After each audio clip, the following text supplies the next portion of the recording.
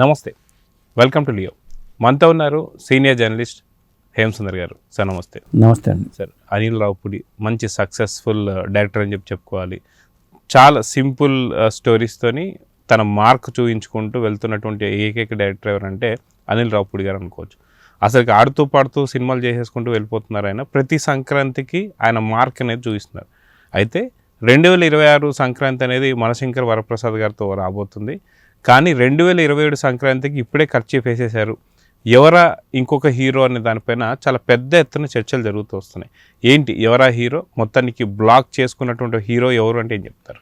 అంటే మనశంకర్ వరప్రసాద్ సంక్రాంతికి రిలీజ్ అవబోతుంది అనుకున్నాడు, కానీ అప్పుడు సంక్రాంతికి వస్తున్న పేరుతో వచ్చారు. ఈ సంక్రాంతికి మనశంకర్ వరప్రసాద్ సంక్రాంతి పండగకు వస్తున్నారంటూ వచ్చారు.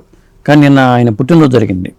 ఈ సందర్భంగా సినిమాలకు సంబంధించిన అప్డేట్ అయితే ఆ నిర్మాణ సంస్థ ప్రకటించింది. మా డైరెక్టర్ అనిల్ రావుపూడి గారికి పుట్టినరోజు శుభాకాంక్షలు అంటూ కేవిఎన్ సంస్థ ఈ మధ్యకాలంలో పెద్ద పెద్ద హీరోలతో పెద్ద పెద్ద ప్రాజెక్టులు చేస్తున్న సంస్థగా కేవిఎన్కి పేరుంది. ఎందుకంటే కర్ణాటకలో హోంబలే తర్వాత ఈ కేవిఎన్ సంస్థ ఇప్పుడు దానికి పోటాపోటీగా ముందుకు వస్తున్న సంస్థ అది. అంటే అనిల్ రావుపూడి గారితో కమిట్ అయిన తర్వాత ఆ హీరో ఎవరనేది ఇంతవరకు ఏం చెప్పాల. ఇప్పుడు అది పెద్ద సస్పెన్స్గా మారింది.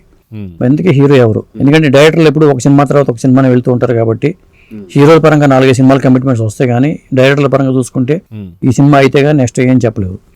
సాధారణంగా అప్పుడు మా సంక్రాంతికి వస్తున్న సినిమా టైంలో కూడా ఆ సినిమా పెద్ద హిట్ అవడంతో చిరంజీవి గారు వెంటనే అనిల్ రావుపూడి గారికి డేట్స్ ఇచ్చేశారు. మరి ఈసారి ఎవరు ఇస్తారు ఏంటి అనేది పెద్ద సస్పెన్స్గా మారింది.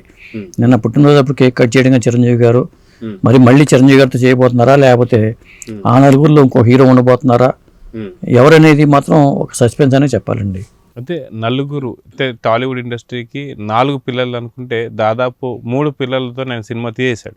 ఇంకా మిగిలింది ఎవరు, ఆయనతోనే సినిమా రాబోతుందని చెప్పేసి అయితే కొంత చర్చలు అయితే నడుస్తున్నాయి. అదే కాక అదే సినిమాలో నలుగురు కూడా కనిపించేటువంటి పరిస్థితి ఉంది. ఎందుకంటే మల్టీ స్టార్ సినిమాలు ఇప్పుడు ఈ మధ్య చాలా ట్రెండ్గా మారింది. సో ఈ నలుగురు జస్ట్ ఒక గెస్ట్ రోల్ అని సరే కనిపించే అవకాశం ఉందని చెప్పి కొంత చర్చ. మీరేమంటారు? అంటే అవకాశం ఉంటుంది. ఎందుకంటే ఆ పెద్ద సంస్థ వాళ్ళు మల్టీ స్టార్ చేద్దాం అనుకుండొచ్చు, పెద్ద హీరోలు ఇద్దరు పెట్టుకుని ఉండొచ్చు, లేకపోతే పెద్ద హీరోల మధ్యలో కనిపించేట్టుగా పెట్టుకోవచ్చు. ఈ మధ్యన కాలంలో అది ప్యాటర్న్గా మారిపోయింది. అంటే మార్కెటింగ్ స్ట్రాటజీగా మారిపోవడంతో, ఎందుకంటే పాన్ ఇండియా సినిమాల పరంగా చూసుకుంటే మలయాళం నుంచి ఒకళ్ళని లేకపోతే కన్నడ నుంచి ఒకళ్ళని తీసుకొస్తున్నారు. అట్లా తీసుకొస్తూ పెద్ద ప్రాజెక్ట్ని అనిల్ రావుపూడి చేతిలో పెట్టారా? ఎందుకంటే ఈయన కామెడీకి పెద్దపీట వేస్తారు. అలాగని చెప్పి యాక్షన్ కూడా భగవంత్ కేసరి ఎలా చేశారో తెలుసు, సర్లేరు మీకు ఎవరు ఎలా చేశారో తెలుసు. కాబట్టి అంతకుముందు ఎట్లాగో ఈయన వెంకటేష్ గారితో సినిమా చేశారు, 2 సార్లు కంటిన్యూగా అదే కంటిన్యూ అయింది. తర్వాత మరి బాలయ్య బాబుతో సినిమా అయిపోయింది. ఇప్పుడు చిరంజీవి గారి వంతు వచ్చింది. ఇప్పుడు నెక్స్ట్ ఏంటి అనుకున్నప్పుడు మిగిలేదు ఎవరు అంటే నాగార్జున గారు. కాబట్టి నాగార్జున గారు ఏమన్నా అనిల్ రావుపూడి గారు చేయబోతున్నారా? నేను చిరంజీవి గారికి నాగార్జున బాగా క్లోజ్ కాబట్టి ఒక విధంగా ఇప్పుడు నాతో చేసావు నాగార్జున చేయమని చెప్పి ఆయన ఒక మాట అనొచ్చు, చెప్పలేము. ఏదేమైనా ఛాయిస్ అనేది ఇక డైరెక్టర్ గారి చేతిలోనే ఉంటుంది. ఇప్పుడు సక్సెస్ డైరెక్టర్లకు ఎప్పుడు ఏంటంటే వాళ్ళదే ఛాయిస్, ఎటువైపు వెళ్తారో. ఎలా కామెడీని నాగార్జున కూడా బాగా పండిస్తారు. ఎందుకంటే గతంలో మన సినిమాలు చూసాం, ఈవి సత్యనారాయణ గారి సినిమాలో అట్లా ఆవిడే మా ఆవిడే కానీ నాగార్జున గారికి కూడా ఆ కామెడీ ఉంది. ఇప్పుడు ఆయనకి సక్సెస్ కావాలి, అందరికి సక్సెస్లు వచ్చినాయి కానీ నాగార్జున గారికి లేదు. ఇప్పుడు ఒక సినిమా చేస్తున్నారు ఆయన, మరి దాంతోపాటు ఇప్పుడు ఈ సినిమా కూడా ఉండొచ్చేమనిపిస్తుంది నాకైతే. వాస్తవాన్ని చూసుకోవాలంటే గతంలో మనం చూసుకుంటే సంతోషం కావచ్చు, నిన్నే పెళ్ళాడితే కావచ్చు, లేదంటే మనకి ఇలాంటి చాలా సినిమాల వరకు నాగార్జున గారు మంచి ఫ్యామిలీ ఎంటర్టైనర్ అని చెప్పుకోవచ్చు. సో అలాంటి మళ్ళీ నిన్నే పెళ్ళాడితే లాంటి కాన్సెప్ట్ తీసుకొని దాంట్లోనే మిగతా ఈ స్టార్స్ అందరు కలిసే అవకాశాలు కూడా ఉండే అవకాశం ఉందా? మళ్ళీ ఒక మంచి హిట్ నిజంగా అనిల్ రావుపూడి గారి దగ్గర నుంచి నాగార్జున గారికి రాబోతుంది అంటే ఏం చెప్తారు? ఏమో, ఒకవేళ సీక్వెల్ చేయొచ్చు. అప్పట్లో పెద్ద నిన్నే పెళ్ళాడితే అనేది పెద్ద హిట్, అది మామూలు హిట్ కాదు అది అప్పట్లో. మరి దానికి ఏమైనా సీక్వెల్ చేద్దామని ప్లాన్ చేసుకుని మరి నాగార్జున గారిని టబుని పెట్టి చేసిన ఆశ్చర్యపడక్కర్లా. ఏదేమైనా ఈ సినిమా అప్పుడు కంప్లీట్ అయ్యే వరకు ఆయన మైండ్లో ఇదే ఉంటుంది తప్పితే, ఎందుకంటే క్లారిటీతో వెళ్ళే దర్శకుడిగా అనిల్ రావుపూడి గారికి ఆ పేరు ఉంది. ప్రస్తుతానికి ఏంటంటే ఈ సినిమా కంప్లీట్ చేయడం, దీన్ని రిలీజ్ చేయడం మీద ఆయన ఫోకస్ అంతా ఉంటుంది.